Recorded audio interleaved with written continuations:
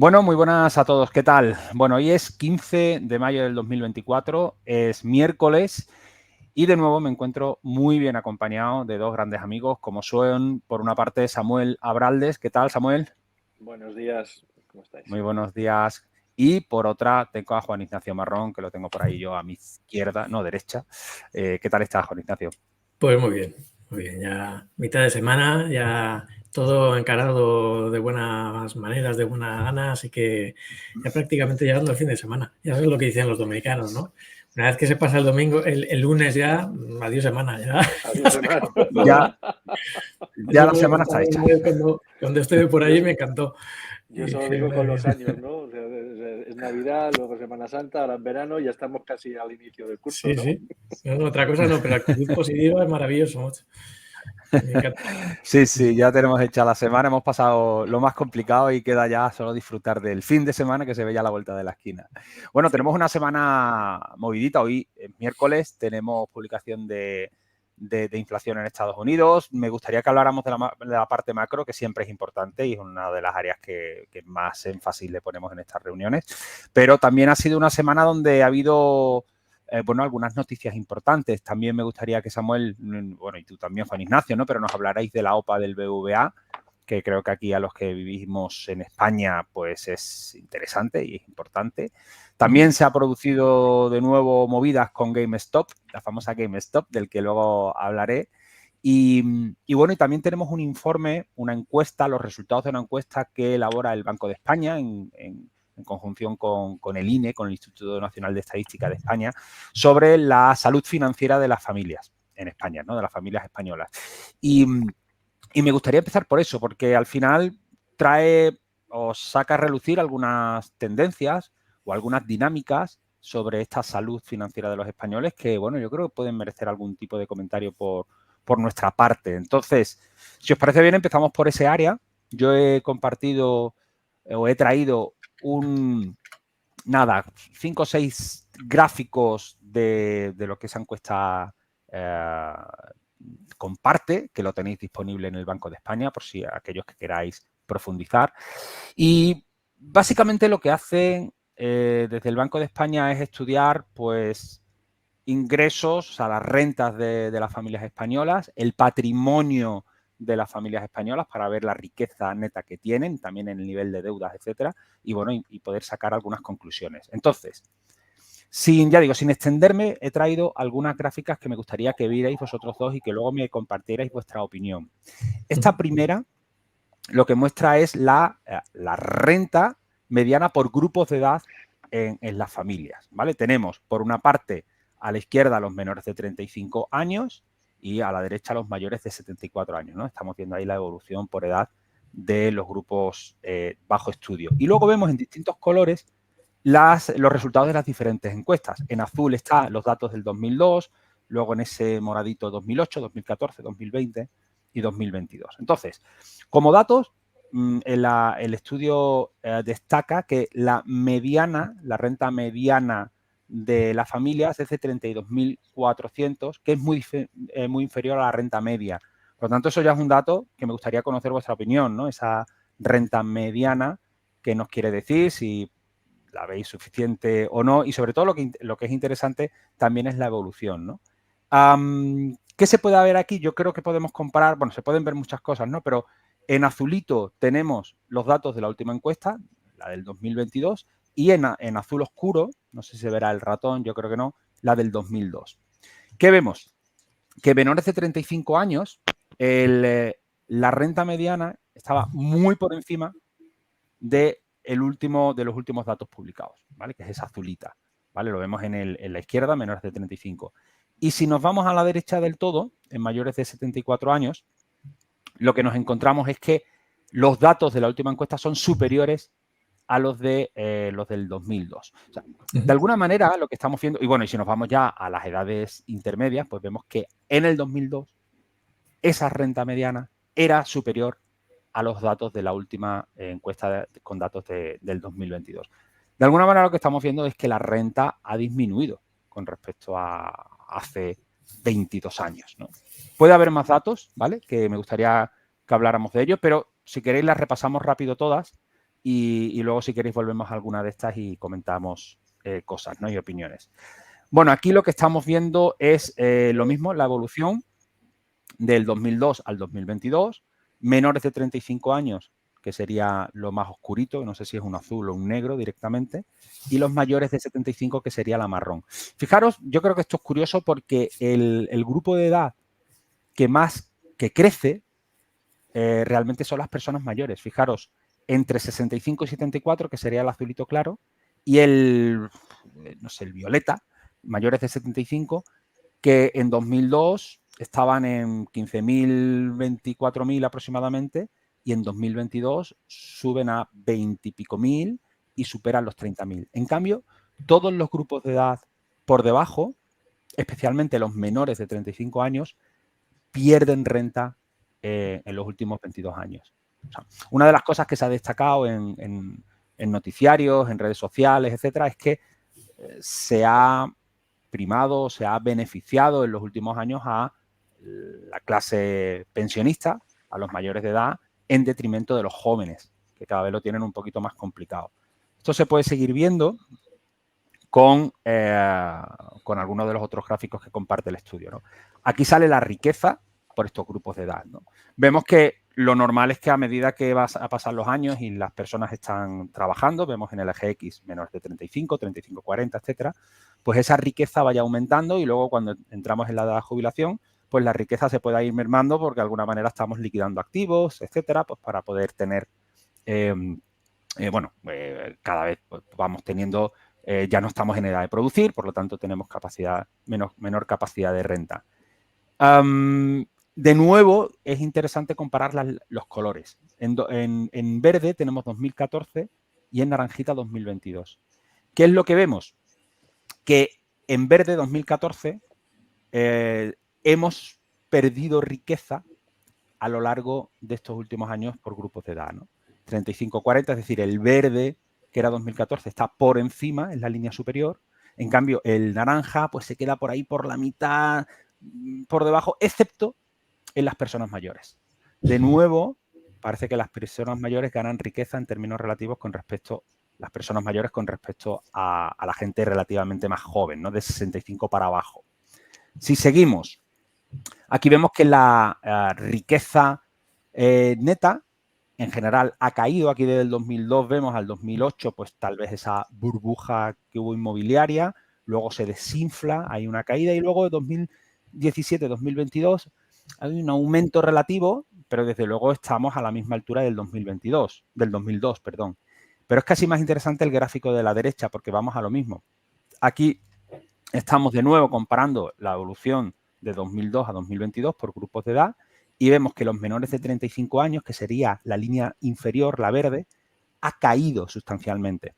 En cambio, los mayores de 75 años, especialmente, y también un poquito los de 65-74, que sería la línea esta moradita y azulita, desde 2017 ha crecido esa riqueza. O sea, de nuevo, a mí lo que me llama la atención, esperando un poco a oír vuestras opiniones, es que las personas de mayores de 65 años han visto aumentar tanto su renta como su riqueza en detrimento de las personas más jóvenes, especialmente las menores de 35 años. Yendo rápido, este sería lo que muestra esta gráfica, es el peso relativo de los activos reales sobre el total de activos que tiene una familia o un grupo de edad. En este caso es el agregado. Y lo que vemos es que los activos reales, que podrían ser acciones, que podría ser la vivienda, todo lo que son esos activos, en porcentaje sobre el total ha descendido bastante. Por tanto, yo creo que aquí también hay un cierto dato de alarma, porque lo ideal, y alguna vez lo hemos comentado, es que una persona, una familia, intenta adquirir cuantos más activos reales mejor, porque suelen ser los que mejor resisten la inflación, etcétera, ¿no? Y los que tienden más a revalorizarse. Un dato también muy simbólico, que este sería el porcentaje de hogares que son propietarios de su vivienda principal, ¿no? Fijaros, la evolución es de nuevo 2002-2022 y en diferentes colores los diferentes grupos de edad, menores de 35 años en azulito y en ese rojito mayores de 75. Bueno, fijaros como todos los grupos de edad, excepto los menores de 35, va bajando con el paso de los años, es decir, cada vez el porcentaje de personas mayores de 35 años que tienen su vivienda en propiedad es relativamente menor, pero llama la atención que la que más cae es el grupo entre 35 y 44, los más jóvenes, y sobre todo, el que más llama la atención, menores de 35. Es decir, el mensaje, la gente joven cada vez tiene menos casas en propiedad. En cambio, aquellas personas mayores, pues, desde luego no ha crecido el número, pero más o menos se mantiene estable.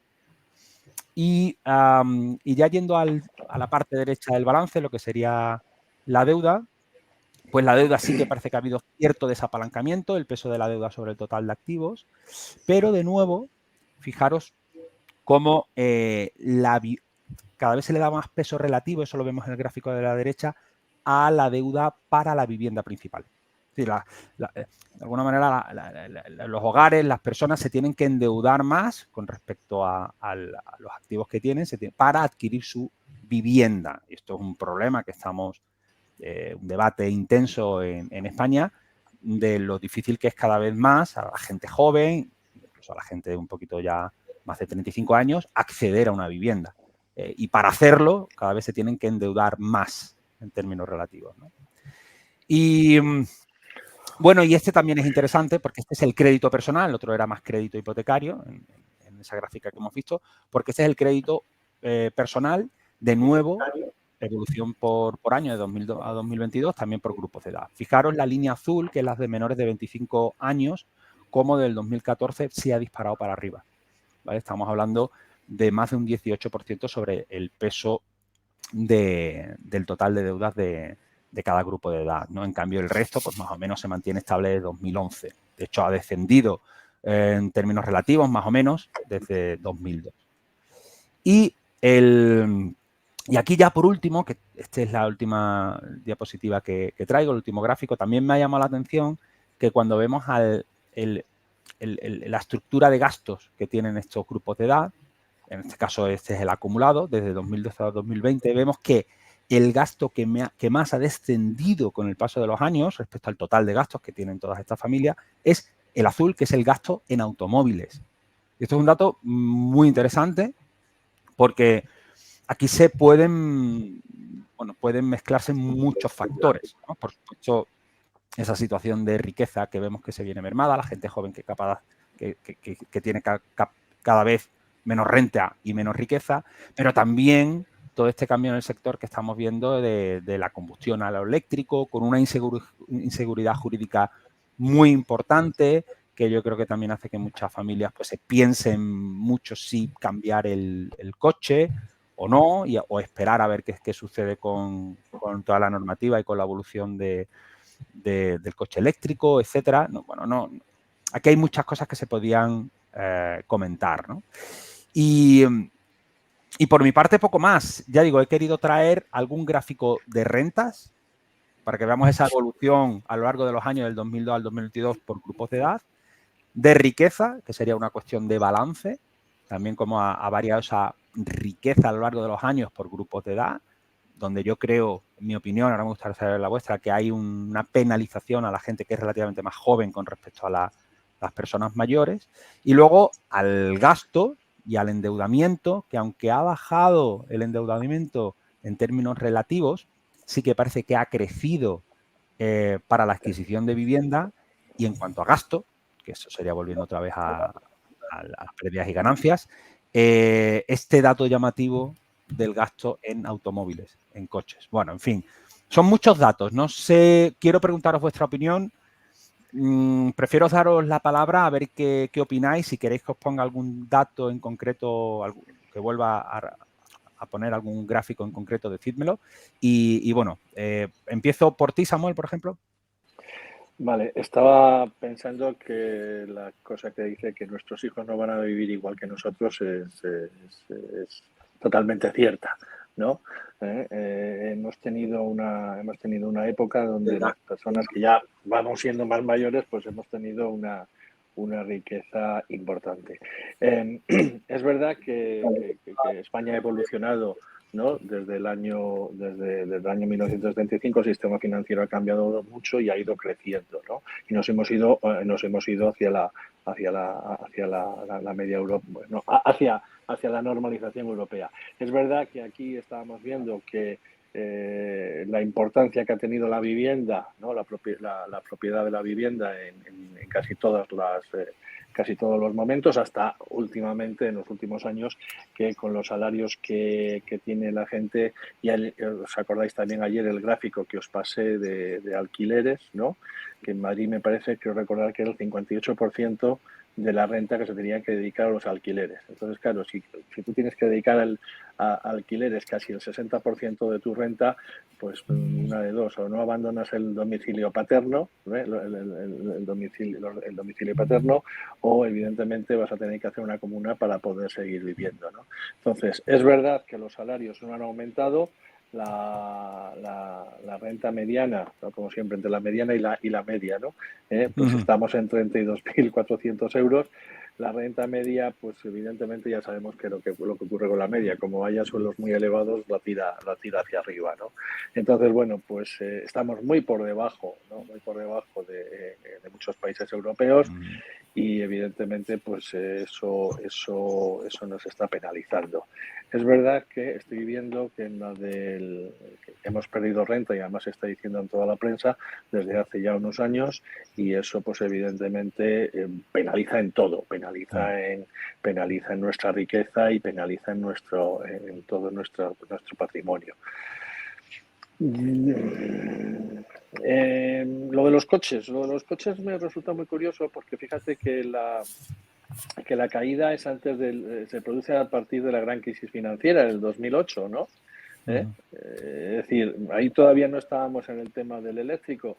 Yo creo que hay muchos jóvenes que ya no quieren conducir, hay muchos jóvenes que no tienen ni el carnet de conducir, ¿no? ¿No quieren o no pueden? Yo creo que por la experiencia que yo tengo, muchos no quieren.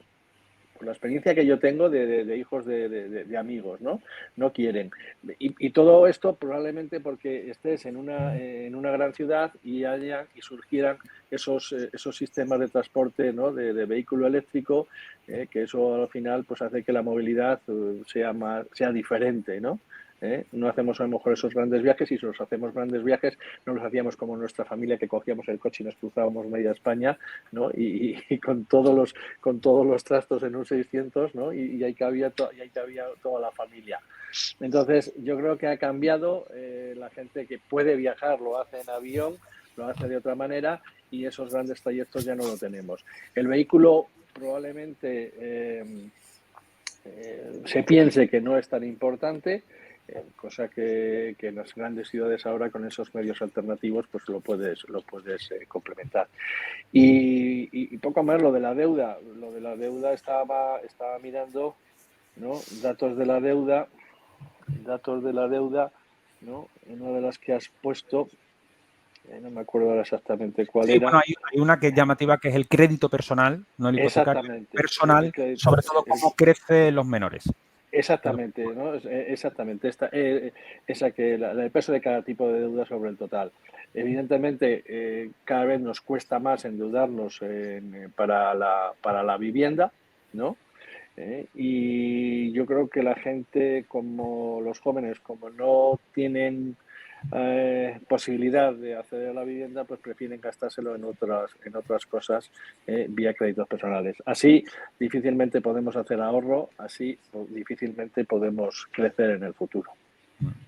Bueno, he hablado de menores, pero eran menores de 25 o de 35, sí. ¿Vale? Que no se entienda menores de edad. No. Estás hablando en plan rápido, me como alguna...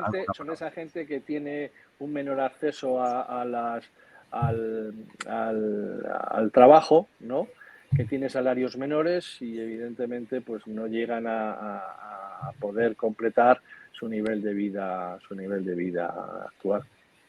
Que fijaros en esta diapositiva que estoy volviendo a poner, que es el porcentaje de hogares que son propietarios de su vivienda principal. Sí. En el 2002, los menores de 35 años, de alguna manera, el 65% de los menores de 35 años tenía ya vivienda en propiedad. En el 2022 ese porcentaje baja del 35%. O sea, yo creo que es muy significativo y no olvidemos que al final la vivienda es uno de los principales activos reales de ahorro de cara también a la jubilación. Tenemos un problema importante desde el punto de vista de la oferta en España, que es curioso que teniendo tanto terreno, ¿no?, tengamos problemas de oferta. Es verdad que se tarda casi 2 o 3 años, de media 2 años en poder aprobar una nueva fase de viviendas, ¿no? La que está creciendo es Madrid y hay otras. Es verdad que también yo creo que se está viendo es una polarización donde la gente se está yendo más a las grandes ciudades porque probablemente es donde haya más trabajo, ¿no?, y donde yo creo que vamos más a crecer. En el caso de Madrid se ven grandes extensiones de vivienda en las afueras de Madrid, cosa que en otras ciudades pues no lo están viendo. El precio de la vivienda en el caso de Madrid está manteniéndose o aumentando, y cuando tenemos otras ciudades que lo que está haciendo es disminuir. Es decir, yo creo que también hay una gran concentración demográfica en las grandes ciudades, y eso me imagino que va también a llevarnos en el futuro a esa concentración mayor de la que estamos, y abandonaremos también el campo, y ya está. Encima, como se le maltrata tanto al sector primario, pues evidentemente dirá todo el mundo, mira, plantamos huertos solares, ¿no?, y luego ya veremos de qué comemos. Pero en fin. Bueno, antes de dar paso a Juan Ignacio, que es probable que muchas de las opiniones igual te las hemos pisado, ¿no? No sé si igual pueden diferir mucho de lo que hemos comentado Samuel y yo, pero para dar paso a conocer cuál es tu opinión, primero, tanto Samuel como Juan Ignacio, ¿vosotros tenéis vivienda en propiedad? Sí. Sí, ¿no? Sí. Bueno, pues Sí. ahí, claro, yo soy mucho más joven que vosotros y por eso yo no tengo. Yo soy fruto de esta diapositiva. No, pero bueno, sí, Juan Ignacio, ¿qué opinas, no? Un poco al respecto de todo lo que estamos mostrando. Bueno, yo creo que habéis ya dicho muchas cosas y yo estoy de acuerdo, ¿no? Yo creo que al final se juntan dos cosas. Está por un lado un claro deterioro que yo creo que ha sido progresivo y que ha ido calando en distintos grupos de edad.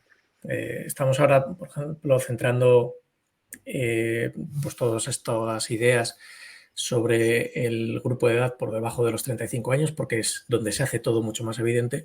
Pero, por ejemplo, en materia de vivienda, pues, por ejemplo, nuestros padres, hijos de la posguerra, pues muchos, por ejemplo, accedían a una segunda vivienda, a una segunda residencia, pues de vacaciones y demás.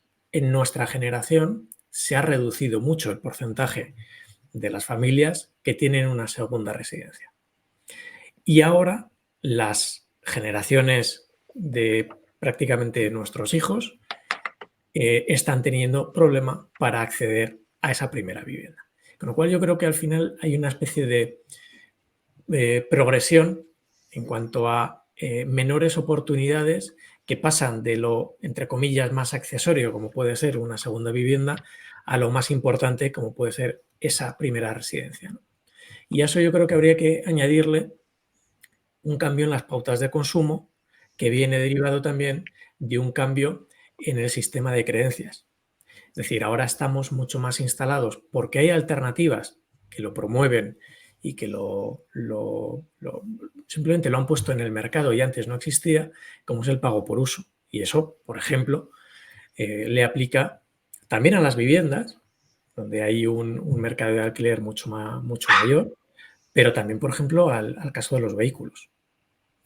El desplazamiento ya no solo dentro de las ciudades, sino fuera de las ciudades, se puede hacer cuando sea necesario y como sea necesario, en el tiempo en que sea necesario. Acordaros también incluso que hay alternativas para los seguros de coches en función de cuando tú lo estés utilizando.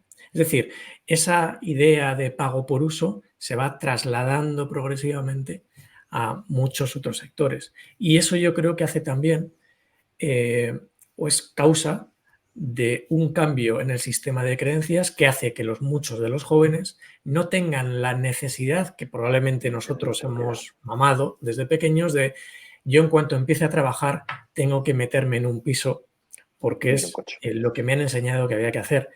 Y no digo ni que sea lo mejor ni que sea lo peor, simplemente es algo que pasa de padres a hijos como una idea que, digamos, llamémoslo mejores prácticas, o al menos en lo que se repetía en un país como España.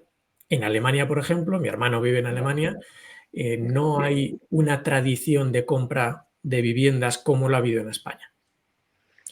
Y ahora parece que ese cambio de comprar una casa o alquilarla, pues se va produciendo, y evidentemente, ¿por dónde va a empezar? Pues por los que pueden tener menos o mayores problemas para acceder a una financiación, porque también probablemente tiene unas condiciones laborales mucho más precarias que los que ya tienen una experiencia laboral, un tiempo en el mercado mucho mayor que les ha permitido probablemente acceder a unas rentas también más altas, proporcionalmente más altas, cuando empezaron a trabajar, y generar una riqueza que también les permite o les facilita acceder a esa vivienda, ¿no? Entonces yo creo que es yo lo resumiría de esa forma, ¿no? Como los factores que a mi juicio son los más relevantes. Sí, es que se junta todo. El tema cultural ha cambiado y además la forma de vivir ha cambiado, y además también en muchos jóvenes y sobre todo bien preparados la movilidad geográfica no les importa nada. Evidentemente aquí en España hemos tenido muchísima menos movilidad y eso se ha traducido en un porcentaje mayor de la vivienda. Es verdad que ese era nuestro patrimonio porque aquí no había tanto ahorro financiero sino ahorro inmobiliario. Yo me acuerdo de una comida hace relativamente poco. Estábamos varias personas y, bueno, era el cumpleaños de mi profesor de batería. Y me dice, oye, que va a venir mi hijo con su novia y vamos a estar aquí y tal. Y además yo le conozco desde hacía ya tiempo. Y se sentó enfrente de mí. Claro, él era el más joven junto con su novia. Y los que estábamos pues, en la mesa, pues más o menos de mi edad. Y así hablando me dice, oye, Juan, que estoy pensando que me voy a ir a vivir a Cádiz y pues estaba pensando qué hacer. Dice, y él daba por hecho que la primera y única opción era alquilar. Y claro, muchos de los que estábamos en la mesa con unas edades pues, bastante superiores a la suya, pues algunos echaban las manos a la cabeza. ¿Pero qué dices? ¿Pero cómo que alquilar? Pues si lo que tienes que hacer es comprar, ¿no? Entonces, por eso yo creo que hay una especie de salto muy importante en el sistema de lo que consideramos que es válido o no es válido en estas generaciones, ¿no? En estas diferencias de edades que estamos hablando. Es un ejemplo, es una anécdota sin mayor importancia, pero que yo creo que a mí por lo menos me resumía muy bien cómo estaba la situación, ¿no? Hay un cambio cultural, eso está claro.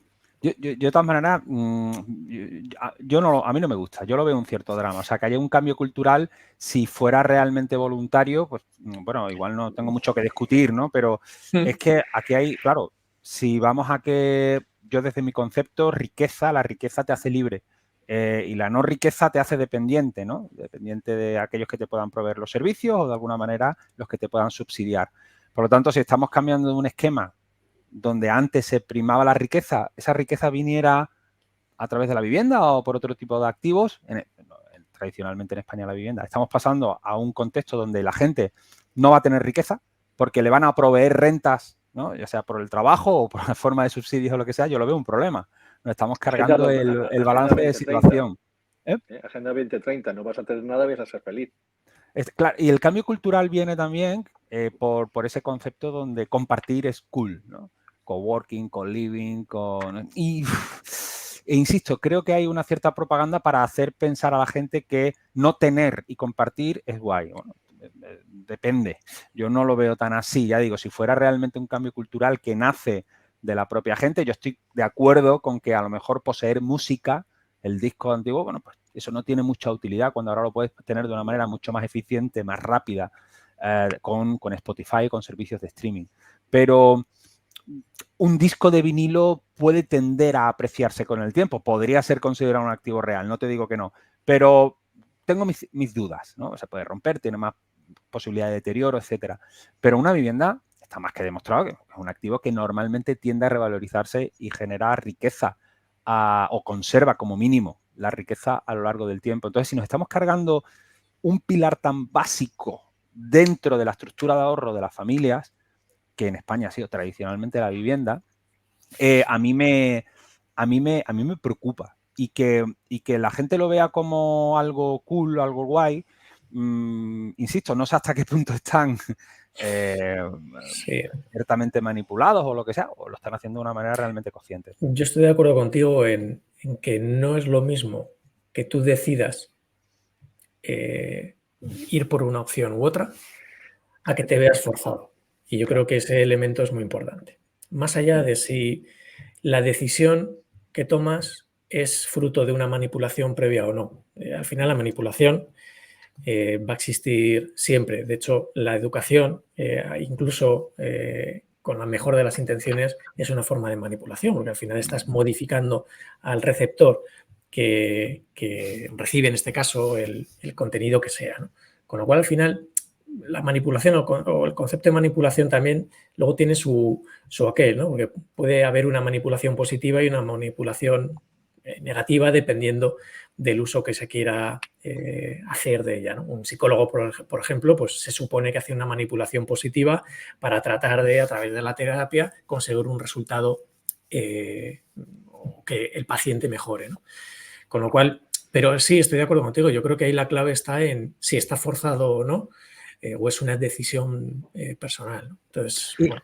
Y yo incluso añadiría, ahora perdona Samuel, que puede haber incluso automanipulación. Es decir, cuando al final un grupo de población siente que sus condiciones han cambiado, de alguna manera tratan de justificar y adornar un poco lo que está sucediendo, ¿no? Y ahora... El autoengaño siempre acompañado exacto, al el ser humano. autoengaño, ¿no? Pero bueno, perdona Samuel, sí. No, nada, nuestro sistema educativo desafortunadamente no estamos preparados para tener un trabajo de alto nivel añadido. Cada vez nos estamos convirtiendo más en los camareros de Europa. Seguimos haciendo el sol como nuestra forma habitual, ¿no? Entre el sol, entre el turismo y la construcción, pues básicamente se nos va gran parte del PIB. Entonces, hasta que no haya una idea clara de que tenemos que buscar otro sistema que no sea el sol, que no digo que no pueda estar, ¿no? Y la construcción, pues lo vamos a pasar mal y evidentemente los salarios van a requerir, o sea, los trabajos van a requerir de menos capacitación y entonces evidentemente van a ser más bajos. Esos salarios más bajos al final van a redundar en, pues eso, en que no vamos a poder tener vivienda, en que no vamos a poder tener coches, etcétera, y la Agenda 2030 no tendrás nada, pero serás feliz.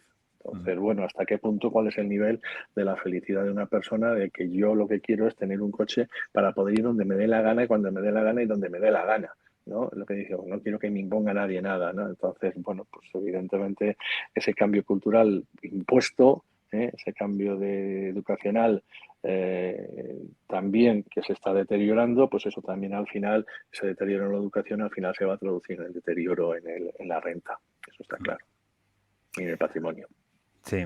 Bueno, cambiamos de tercio. Yo creo que esto da para mucho, pero bueno, así a grandes rasgos yo creo que hemos mostrado algunos de los datos que trae la encuesta, que ya, bueno, animo a todos los que nos estéis viendo a que vayáis a la página web del Banco de España, os lo descarguéis, lo leáis y veáis más datos, que desde luego hay mucha más información que yo creo que es interesante.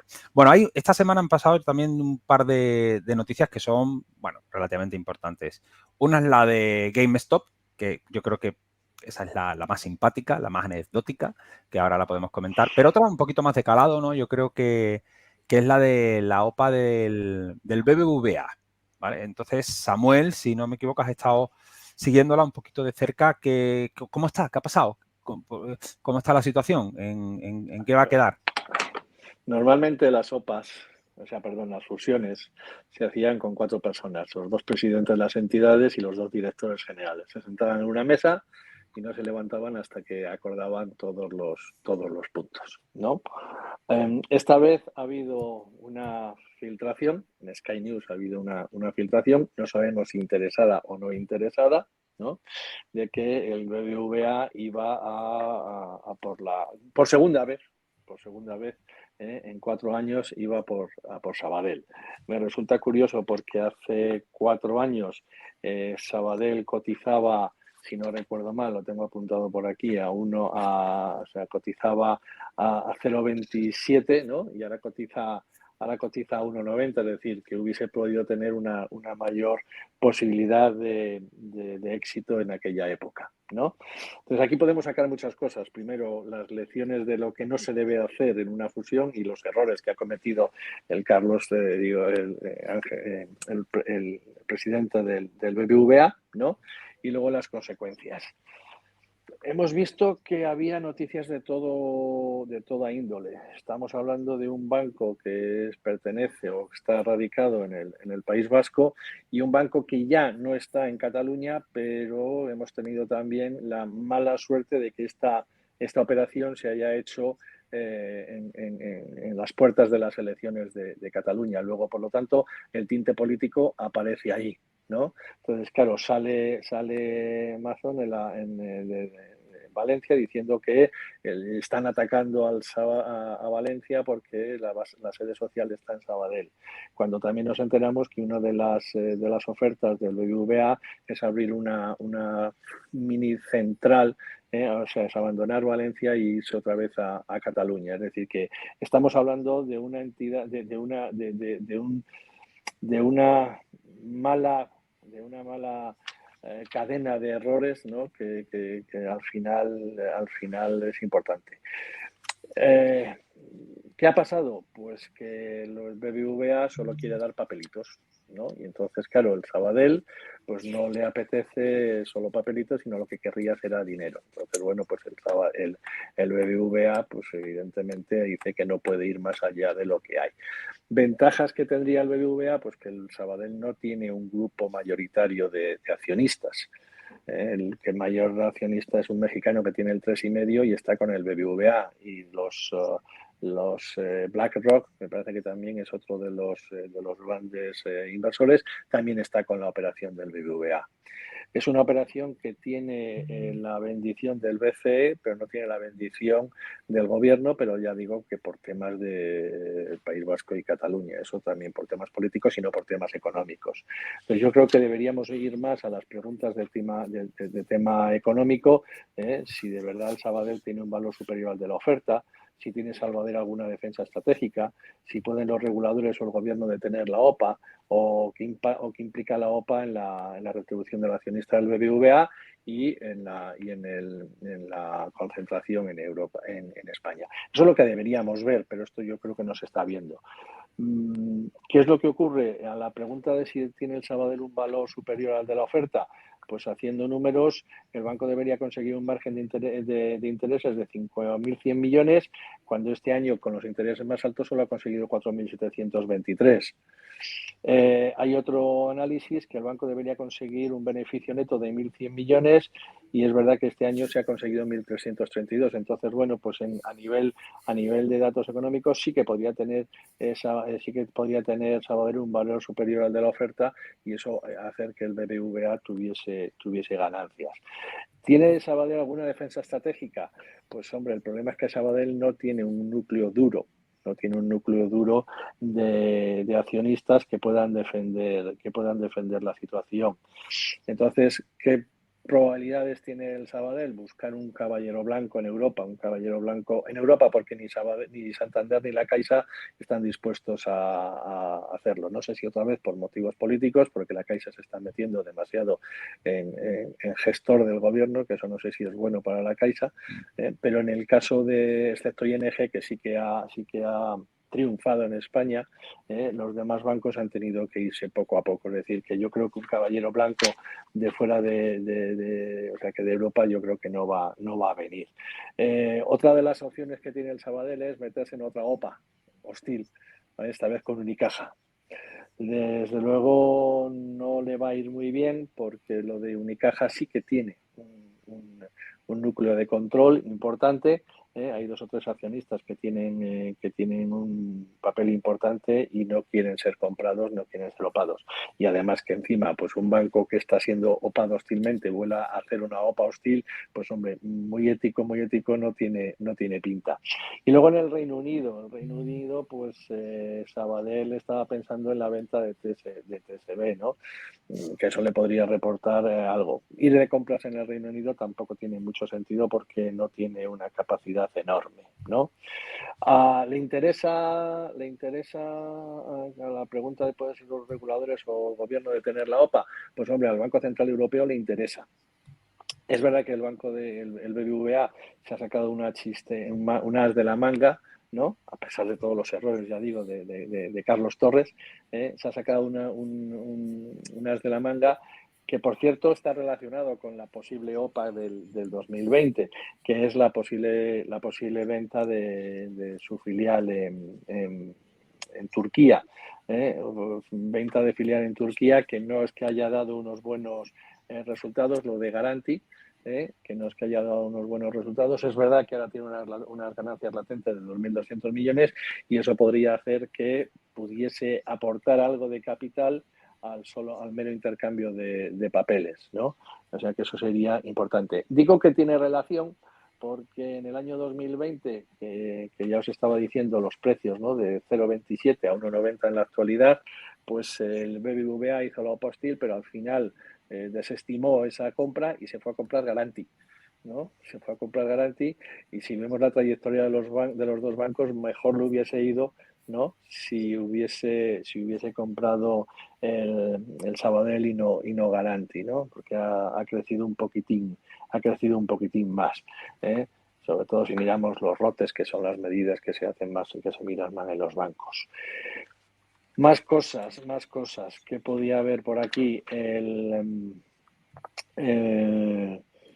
Lo malo de todo esto es que digo que la operación BBVA Sabadell tiene sentido. Es verdad que los políticos están hablando de que habría una gran concentración financiera y al final nos quedaríamos en 3 bancos, el Santander, la Caixa y el BBVA. Que eso tendría importancia bastante, porque, por ejemplo, los datos de la fusión, el 67% de los depósitos estaría en manos de esos 3 bancos. Entonces, bueno, pues habría cierta preponderancia de 3 bancos. El 60% de los activos estaría en manos de 3 bancos, es decir, que hay una gran concentración. Pues sí, evidentemente hay una gran concentración. En banca privada la suma del Sabadell y del BBVA también pasaría incluso a la del Santander. Estarían 173.000 millones frente a los 150.000 del Santander.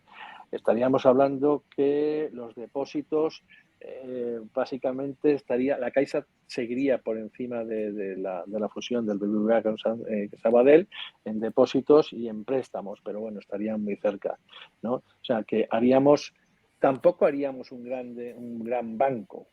Tampoco haríamos un gran banco, porque estaríamos hablando de 800.000 millones de activos totales medios. Entonces, bueno, pues la pregunta es, ¿necesitamos grandes bancos? Yo creo que la respuesta es sí que tiene sentido, ¿no? Son bancos complementarios, son bancos que uno se dedica más a la pyme y otro se dedica más a nivel personal, es decir, que sí que hay complementariedad, ¿no? Podría tener ventajas a nivel fiscal, como siempre. Entonces, claro, bueno, pues esa idea de tener una gran ventaja fiscal que ha tenido o que puede tener en la fusión, pues es lo que está diciendo al Santander, al Sabadell, que den dinero y no solo papelitos. Creo que se cargarían a toda la cúpula del Sabadell, ¿no? Oliu ya por edad, por estatutos ya no podría ser miembro del Consejo de Administración porque tiene más de 73 años, ¿no? Y yo creo que intentaría encargarse toda la cúpula del Sabadell. La importancia del Sabadell dentro del BBVA, pues me parece que, si no recuerdo mal, era un 16 o un 17%, ¿no? Entonces, bueno, pues aquí hay mucho de todo, hay errores garrafales estratégicos en la dirección, ¿no? Primero la filtración interesada, luego la confirmación de algo que debería haber, si no negado, debería haber evitado, ¿no? Las elecciones catalanas, y luego, evidentemente, pues eso, que ya fracasó cuando el precio era un 700% menos. Entonces, bueno, pues ahí está. El problema ahora es que el Banco de Sabadell pues va a tener problemas, porque la recompra que quería hacer de acciones no la va a poder hacer. Los accionistas probablemente se sientan un poquitín defraudados y si quiere salir a comprar, pues va a tener que pedir, me parece que eran 3.000 millones a los accionistas para poder salir de compras, que no sé yo si en estas circunstancias son las adecuadas. Sin núcleo de control, pues el Sabadell lo tiene complicado, pero como siempre, las OPAs y hostiles en otros sitios no pasa nada, aquí con la ley de OPAs pues siempre tenemos nuestros problemas. O sea que se ha juntado todo un poco, ¿no? Se ha juntado todo un poco Menudo y esto está haciendo que... lío. Sí, se ha juntado todo un poco y esto es lo que está haciendo que esta OPA hostil pues está en el candelero y no sé yo qué tintes va a tener en el futuro. Pues sí, madre mía, qué lío. Juan Ignacio, ¿la has seguido tú o estás un poco también al margen como yo? Sí, lo he ido siguiendo, pero desde luego, vamos, después de esta exposición de Samuel, que yo creo que es inmejorable, pues poco más se puede decir, ¿no? O sea, yo sí creo que vamos a tener un culebrón que se va a alargar más de lo que probablemente le interesa a cualquiera de las dos entidades. Creo que el que se alargue no es positivo para ninguno de los dos, ni tampoco para los accionistas de ninguna de las dos entidades, ya no solo del Sabadell. Luego hay una cuestión que es casi más filosófica, pero que al final siempre está por detrás en este tipo de operaciones, ¿no? Evidentemente tiene que tener la aprobación de los reguladores, de la CNMV, del Banco Central Europeo, de la CNMC, de Mercados y Competencia, tiene que dar el visto bueno, como estaba apuntando Samuel. Y luego, por último, y ahí es donde entra la parte más filosófica, la aprobación del propio gobierno, ¿no? Y ahí, claro, te puedes plantear, yo al final siempre me lo planteo en este tipo de operaciones, ¿no? ¿Hasta qué punto, incluso por qué, cuáles son las razones por las que el gobierno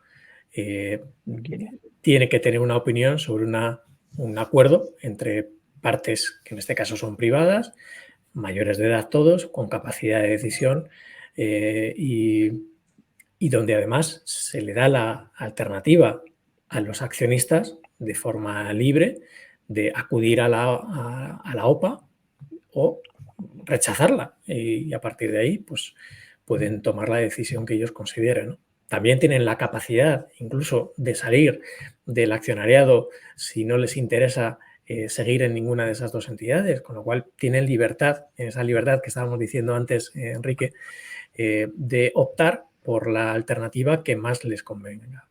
Y en ese sentido, pues bueno, pues siempre está la duda de, bueno, ¿por qué el gobierno tiene que tener una opinión, ¿no? sobre este tipo de cuestiones? Podría tener sentido entendiendo pues, que sea un sector que obviamente es estratégico para un país, que tiene muchas implicaciones por todos los tentáculos que estas entidades tienen en el tejido industrial de nuestro país, y eso es muy importante también, pero no deja de ser una injerencia de un estamento público dentro de lo que se supone que es la libertad de opción que debe preponderar siempre en el propio mercado, ¿no? Y entre, como digo, adultos con capacidad de decisión. Una de las consecuencias, perdona, que estaba diciendo es que el Sabadell está perdiendo accionistas. Me parece que ya lleva un 10% de accionistas menos. Es decir, que eso al final, la OPA me parece que está planteada para 6 u 8 meses, ¿no? En el caso del BBVA, y evidentemente en 6 u 8 meses desgasta a un banco que no lo ha hecho mal desde el 2022, como es el Sabadell, o que lo estaba haciendo bien, y que evidentemente va a desgastar tanto a uno grande como a uno mediano, que eso al final pues es lo que va a hacer es que la cosa no sabemos por dónde va a salir y cómo se va a convertir, en qué se va a convertir esto, ¿no? Bueno, huida de clientes y al final los que van a pescan en un río revuelto, pues el Santander y la Caixa, que están ahí y no están haciendo nada por si acaso para que no les toque. Pero bueno, ese es otro tema. Bueno, me viene muy bien al hilo lo que has comentado de esta injerencia de lo público, ¿no?, en la economía, en el tejido productivo, enlazar con la situación macro y qué va a pasar, o como voy a empezar por ti, Juan Ignacio, ya que estabas comentando qué va a pasar con la inflación, qué va a pasar con los tipos de interés, con los bancos centrales, a raíz de lo que pueda salir, que no sé si tienes algún pronóstico, qué es lo que se está especulando, pero bueno, hoy, esta semana es importante. Ahora mismo solo es la 1, dentro de 1 hora y media dan estos datos de inflación en Estados Unidos y ¿cómo puede responder tanto la FED como el mercado? ¿Cómo lo ves? A ver, ayer salió Powell hablando, después de conocerse el dato del índice de precios a la producción, en el fondo no deja de ser una especie de inflación mayorista, ¿no?, de los fabricantes, de los productores. Y es curioso porque en realidad el mensaje de Powell no cambió, no era nada distinto de lo que ya había dicho previamente, ¿no? El dato de IPP no salió precisamente bien, de hecho la primera reacción fue negativa en el mercado, pero en cuanto tomó la palabra Powell, pues parece que se calmaron las aguas y de hecho se cerró en máximos de la sesión. Y es muy curioso porque en el fondo, si no ha cambiado nada y lo único que dijo fue repetir la frase anterior de es muy poco probable que la siguiente decisión de tipos sea subir más los tipos de interés, pues eso se ha tomado con un optimismo que yo creo que hasta cierto punto hay, en mi opinión, y esto es una opinión muy personal y muchos no estarán de acuerdo, hasta cierto punto desmedido, ¿no?, o desconectado de la realidad, de lo que es el argumento que hay por detrás del propio Powell, ¿no? Porque siguen manteniendo una política restrictiva y siguen hablando que hay que mantener una política monetaria restrictiva para evitar que la inflación se vuelva en un problema mucho más persistente de lo que les gustaría a los propios bancos centrales y también a los propios inversores. Dicho eso, pues hoy efectivamente sale el dato de IPC de Estados Unidos. El consenso de mercado está en el 3,4 de inflación general. La Fed de Cleveland está en el 3,5. Mi previsión está en el 3,44, es decir, estaría más próximo del consenso, cogiendo siempre el primer decimal, que el de la Fed de Cleveland. Eso se podría entender como algo positivo por parte del mercado y que tuviera una reacción al alza. Pero claro, mi previsión desde luego está muy al límite. Es decir, estamos hablando de 1 centésima para pasar ya directamente a ese 3,5 que está esperando la Fed de Cleveland y que probablemente se interpretaría de forma bastante más negativa, ¿no? Yo creo que ahora mismo hay un optimismo tremendo en el mercado que está dominando cualquier interpretación de las noticias que hay alrededor de todo lo que ocurre con los tipos de interés, y en ese sentido, pues salvo que haya un dato claramente desfavorable, pues casi te diría que hasta lo más probable es que vaya bien. Sí es verdad que lo que hay, creo yo, es un nivel de sobrecompra en el más corto plazo importante, y eso no ayuda a que se refleje con unas subidas especialmente fuertes. Entonces yo creo que entra en la combinación de esas dos cosas y en la parte más, si quieres, de la reacción que podemos esperar para hoy. En cuanto a la evolución de los tipos de interés, yo creo que ahora mismo sigue primando el escenario de que comiencen las bajadas de tipos en Estados Unidos en el mes de septiembre. En Europa estamos hablando de que probablemente en el mes de junio ya vamos a tener las primeras bajadas, y de hecho hoy salía algún consejero del BCE diciendo que era más que probable que fueran a comenzar ya. Con lo cual yo creo que es una situación un poco distinta a la de Estados Unidos y la de Europa. Europa, por la inflación, es bastante más reducida, pero sobre todo porque también hay una debilidad mucho más acuciante en la actividad económica que la que hay en Estados Unidos. Y en ese sentido, pues evidentemente, pues la situación a la que se enfrenta el BCE respecto a la que tiene la Fed, pues es totalmente distinta. Totalmente Samuel. de acuerdo con Juan Ignacio, sobre todo en en la percepción que tienen los inversores de cara al discurso de Powell. O sea, que yo creo que la gente, de ahí, el mercado no es eficiente para nada porque no se están trasladando las noticias reales a las cotizaciones, ¿no? Evidentemente, lo que me imagino que se estará viendo o que se esperará sobre todo a las 2:30 es de donde falló más en el dato anterior de la inflación, que es el de la vivienda, ¿no? Que además pesa un 30%, y entonces me imagino que eso va a marcar muchísimo cuál es la resolución de la inflación. Entonces, es verdad que el IPP pues no solo aporta al problema que tuvo la inflación de la parte de la vivienda, ¿no? El precio que se supone que tienen las viviendas para los empleados, o sea, para los propietarios, que ya digo que pesa un 30%, que eso también a lo mejor podría ser interesante, ver cuál es la estructura de esa inflación, que como siempre pues sabemos que esa cesta de la compra pues influye mucho de un país a otro. Entonces, si el dato es mejor, pues evidentemente sí que se espera que haya una deflación a más largo plazo. No estamos hablando del año 2024, no estamos hablando del 2025.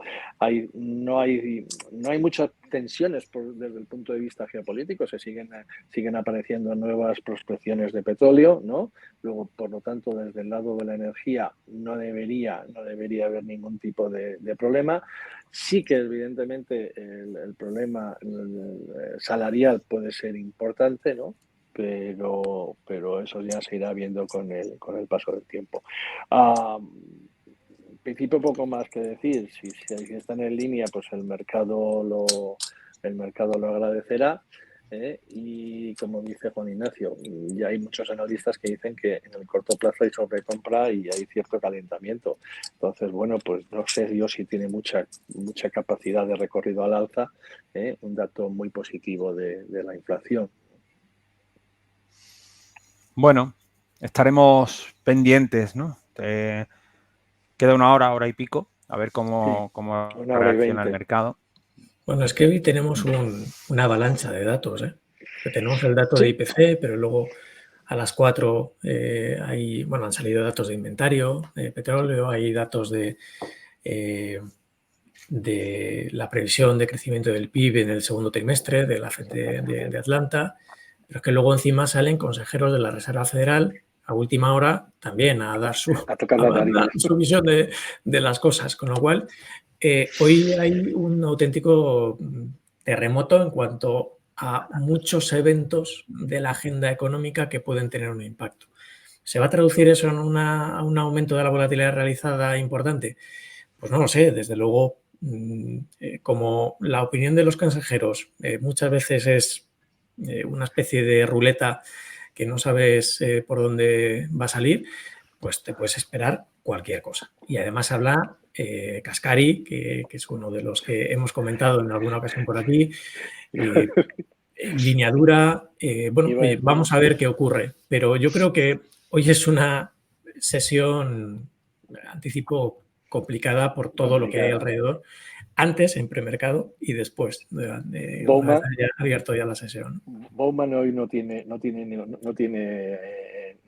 creo que tenga, ¿no?, para hablar, porque claro, Cascari y Bowman, pues evidentemente ya sabemos lo que van, y por si fuera por ellos no habría ni una sola bajada de tipos este año. Lo que pasa que, bueno, pues Cascari no vota, así que, pero toca las narices, eso está claro, ¿no? Y además, el otro día intercambiamos un artículo, ¿no?, de Bowman, de Cascari, y además es una persona que justifica, ¿no?, y que justifica en buenos trabajos sus argumentos. Entonces, bueno, pues eso, yo creo que si no hubiese tanto miembro de la Reserva Federal hablando, la cosa no tendría problemas, se mitigaría más o menos. Pero claro, si encima lo que tú dices, Juan Ignacio, que empiezan a tocar las narices, ¿no?, con declaraciones, y Bowman y Cascari, pues entonces ya olvídate que ya tenemos la jornada hecha, ¿no? Vamos a ponerlo en positivo, le meten un poco de pimienta al asunto para hacerlo más interesante. Bueno, pues nada, chicos, yo creo que lo podemos dejar aquí. Queríamos hablar, bueno, un poco por encima de GameStop, pero lo podemos dejar para la semana que viene, si os parece bien. Hablamos del concepto de short squeeze, ¿no?, y qué puede estar sucediendo con esta acción, con lo Perfecto. que es el movimiento Reddit, ¿no? De las redes sociales y tal, que parece que de nuevo otra vez está ahí dándole caña y bueno, siempre puede ser la nota curiosa, ¿no? Y también algún mensaje que creo que es importante para los inversores, ¿no? O para los traders, ¿no? Muchas veces como que quieren estar corriendo detrás de estas oportunidades como si fuera fácil posicionarse justo antes de que venga una explosión de este tipo, ¿no? Bueno, y ahí podríamos comentar muchas cosas, pero si os parece lo dejamos para la semana que viene, generamos ahí un poquito de hype y lo tratamos con un poquito más de profundidad. Bueno, pues nada, Samuel, no sé si tienes algún último comentario. No, en principio no. Que veremos a ver cómo finaliza hoy el día.